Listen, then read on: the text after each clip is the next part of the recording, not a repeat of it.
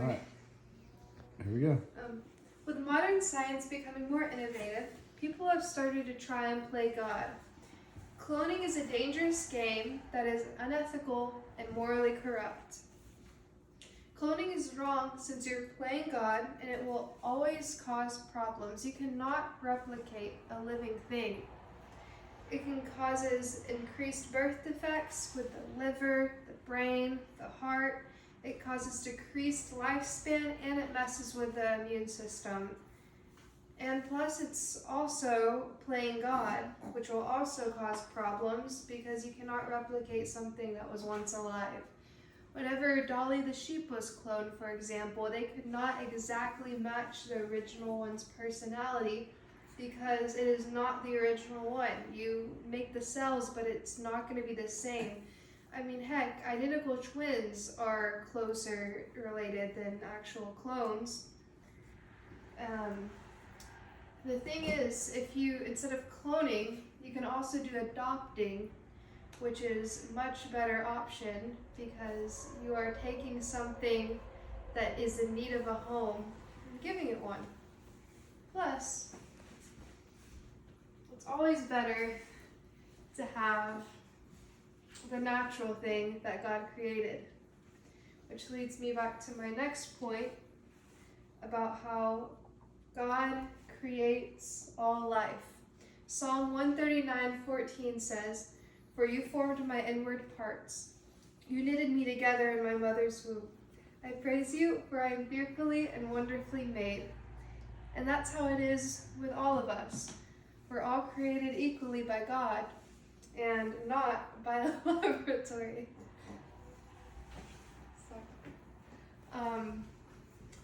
And then I have this about the cloning process, which is my graph. And cloning causes issues, as I mentioned before, which will cause suffering in whatever animal or human is cloned. So their life is decreased. They have all these issues after the cells are clumped together, so why do it? You're gonna cause them pain. It's not the same animal or human that was before. It's just kind of like a twin, but not even that similar. And then I also have these books to pass around, which give good advice on being clones. And I interviewed a source, Monica Woods, about cloning beforehand and artificial insemination. Some people like to mix up artificial insemination with cloning, and those two things are not the same.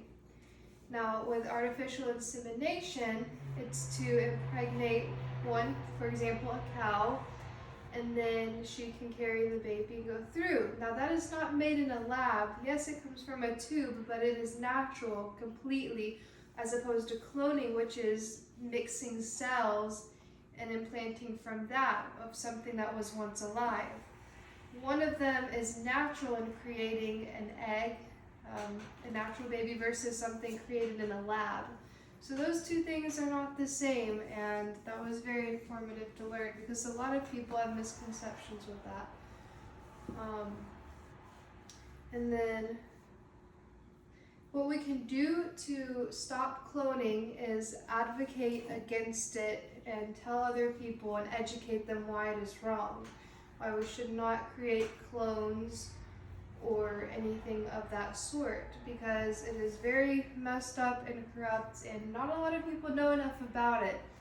Now, while I read statistics, most people are against cloning, but the ones who are for it do not understand all the consequences of it, which is the issue. And with that is where I will close my speech. Thank you all for coming.